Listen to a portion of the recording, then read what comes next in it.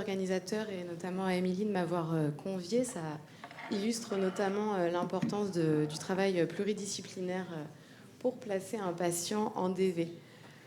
Puisque moi, je suis kinésithérapeute au sein du service de réanimation pédiatrique du CHU de Nantes depuis à peu près 8 ans maintenant.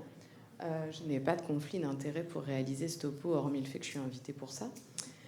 Et j'ai, pour essayer d'écrire ce topo, recherché un peu dans la bibliographie. Alors, ce qu'on retrouve, c'est essentiellement depuis 2019 sur des articles adultes suite à l'épidémie de Covid, sur forcément des lectures de topo, sur les différentes formations que j'ai pu avoir grâce au club ECMO, et puis mon expérience au sein du service. On va rappeler rapidement pourquoi mettre en DV. Du coup, on a été interverti, donc il manquera des parties, mais on va faire un léger rappel. Et puis surtout, on va voir l'intérêt et comment on place un patient en DV, que ce soit un nourrisson ou un patient pédiatrique, puisque nous, on est une réa polyvalente. Donc on va du nourrisson au grand enfant pédiatrique, aussi bien suite à des chirurgies cardiaques, des problèmes plutôt médicaux et notamment des problèmes respiratoires. On verra les points de vigilance de cette installation. Et puis, j'ai quelques photos et il y a Bordeaux qui m'a transmis une vidéo bien gentiment la semaine dernière, donc c'est top. Pourquoi on met en DV, bien évidemment. Qui déjà on met en DV? Eh bien, on sait qu'on va amener le patient déjà sous ECMO, le patient qui généralement, pour lequel le DV n'a pas suffi. Donc, c'est généralement des patients qui ont des problèmes pulmonaires et donc les ECMO VV, bien qu'elles peuvent conduire à l'ECMO VA, et des patients qui sont en ECMO périphérique. L'intérêt, c'est l'amélioration de cette oxygénation et la diminution des lésions pulmonaires qui sont induites par la ventilation mécanique. Alors les intérêts, on les connaît maintenant. Il n'y a pas forcément de débat dessus, même si la personne avant moi, du coup, représentera pourquoi. Mais il y a le rapport entre cet intérêt et cette faisabilité, puisqu'on sait que le DV de base est une technique qui peut s'avérer difficile. Alors les principes pour mettre un patient en DV, qui sont sous ECMO, c'est les mêmes que ceux d'un DV classique avec les mêmes points de vigilance, hormis qu'on va avoir une attention particulière pour nos canules et nos paramètres d'ECMO. Ça nécessite bien évidemment plusieurs personnes, c'est un travail pluridisciplinaire avec la présence du médecin, de l'infirmier et l'auxiliaire qui vont être en charge de l'enfant. Et on va se trouver, en fonction de la taille et du poids de l'enfant, entre 4 à 6 personnes. C'est pas la peine d'être plus, après c'est le Bronx dans la chambre, plus personne ne sait ce qu'il faut faire. Donc on essaie de se contenter des personnes nécessaires. Il en faut une forcément au niveau de la sonde d'intubation. Alors en fonction de la position des canules, celui qui a la sonde d'intubation va aussi pouvoir s'occuper de la canule au niveau du cou, au niveau jugulaire par exemple. On va avoir une autre personne au niveau des autres canules, la canule fémorale, qui va bien évidemment veiller à ce que la canule ne soit pas, il n'y ait pas de traction dessus et qu'il n'y ait pas de coup dur.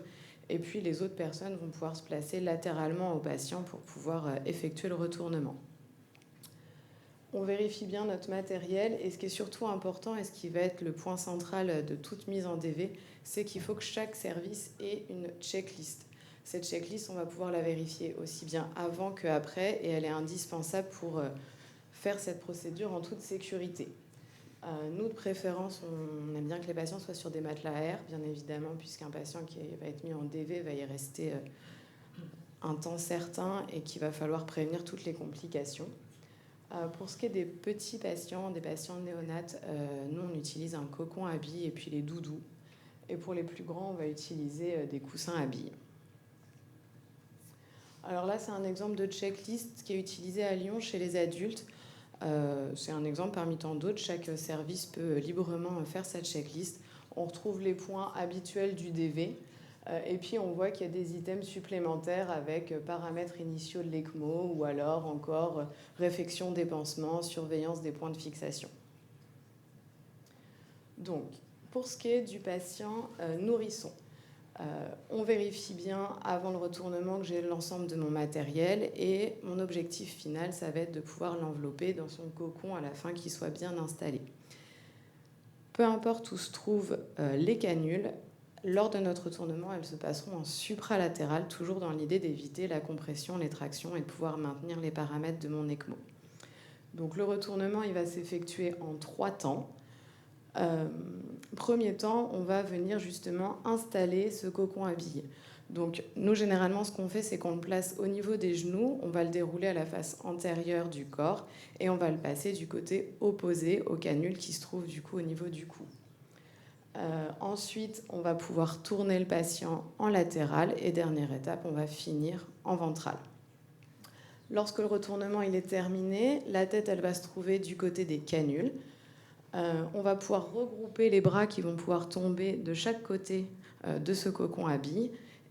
Et de même, les jambes vont tomber de chaque côté, ce qui permet d'avoir les jambes légèrement fléchies, de finir le tour avec le cocon pour pouvoir avoir un appui au niveau des pieds et d'éviter tout ce qui va être rotation-abduction en respectant du coup cette position un peu fétale du nourrisson et en évitant notre grenouille écrasée que nous, les kinés, on n'aime pas du tout.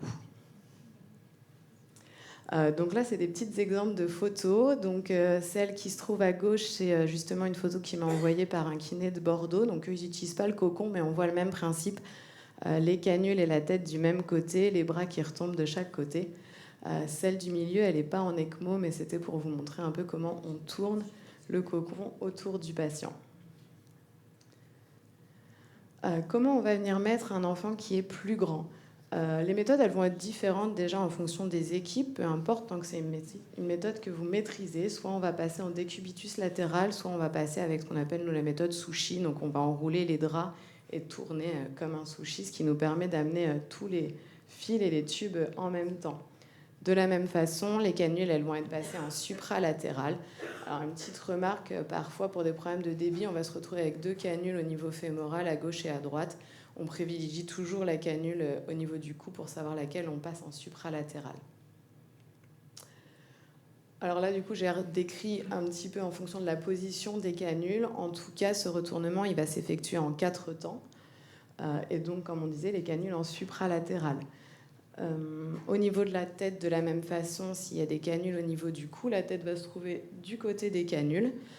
S'il n'y a pas de canule au niveau du cou et qu'elles sont toutes en fémoral, alors dans ces cas-là, on va pouvoir alterner la tête. Il y a certains centres qui laissent la tête dans l'axe. Nous, on n'a pas forcément le matériel pour, mais ça, c'est propre à chaque équipe. En tout cas, les bras, après, vont être positionnés. On a une préférence pour la position du nageur. Donc, le bras qui est le long du corps est le même que celui qui est tourné du côté de la tête. Et quand les canules sont en fémoral, du coup, on va pouvoir alterner la position des bras. Au niveau des membres inférieurs, on va faire attention à rester bien dans l'axe, pas d'abduction, pas de rotation de hanche, et surtout, on va essayer de lutter contre les quintes du pied. Quand la canule est en fémoral, on fait attention à bien la laisser en interne. Le matelas à air, je rappelle quand même que sur un matelas à air, on a tendance à vouloir ajouter plein de matériel, surtout on évite le matériel sur les matelas à air, et au contraire, on va se servir des petits boudins. Ce que j'ai pas dit, bien sûr, c'est que la personne qui se trouve au niveau des canules, elle a sa checklist. On détache les canules avant, et bien évidemment, après, on va vérifier qu'elles sont bien réinstallées. Donc ça, c'est des photos, elles viennent pas de moi, elles viennent d'un article de Biblio chez les adultes au moment du Covid qui montre un petit peu les différentes étapes du retournement.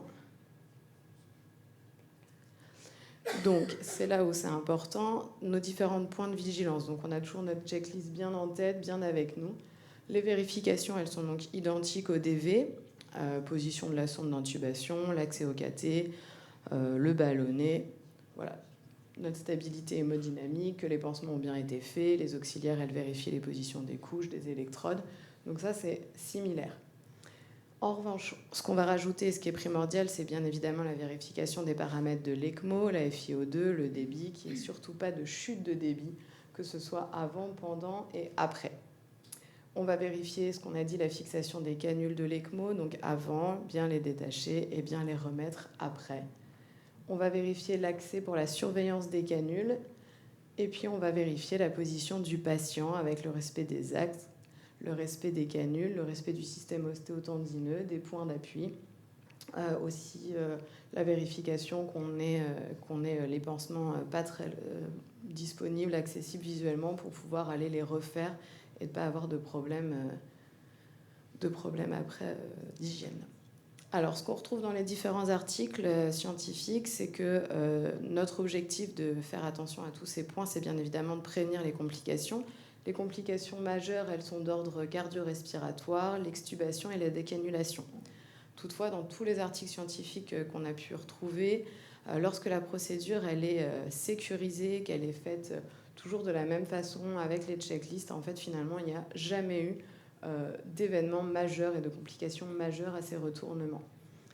Les complications mineures, elles sont assez habituelles, les escarres, les lésions du plexus bactériémique. Donc ça, c'est à nous d'être vigilants, effectivement, pour les éviter. Alors là, je vous présente une vidéo de Bordeaux qui a été faite il y a 2 semaines. Et donc, je remercie le service de cardiopathie congénitale et le kiné qui ont réalisé cette vidéo.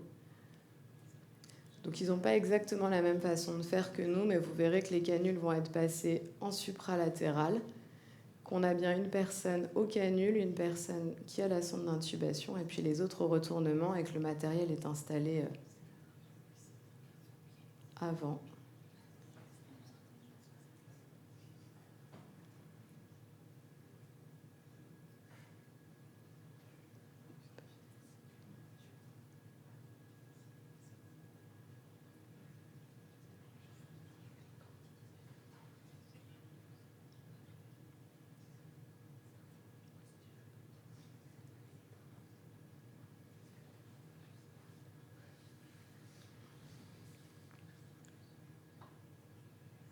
Voilà, du coup, l'enfant est retourné. Ils vont pouvoir revenir le positionner, placer ses bras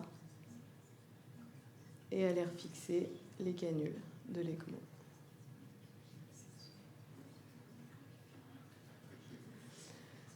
Donc l'objectif, c'était de vous convaincre qu'il faut mettre les patients en DV quand c'est nécessaire. Alors, est-ce que ça a un intérêt, la mise en DV ? Eh bien oui, ça, vous aurez quelqu'un qui vous le réexpliquera et qui vous le prouvera juste après, moi j'espère. Est-ce que c'est faisable de mettre un patient en DV alors qu'il est en ECMO ? Oui, à condition que la procédure elle soit sécurisée et protocolisée, mais c'est tout à fait possible. Elle nécessite bien évidemment un travail pluridisciplinaire avec un ensemble de professionnels qui sont là, et un travail d'équipe. La procédure et le protocole, il peut être propre à chaque service à condition d'être établi en amont afin que la procédure elle soit sécurisée. Il faut bien évidemment au moins la présence d'un médecin, de l'infirmier référent de l'enfant, et elle ne doit jamais par contre être au détriment de l'ECMO. Par contre, elle a toute sa place dans l'ECMO et elle va permettre d'optimiser la ventilation du patient. Voilà, je vous remercie. C'était possible.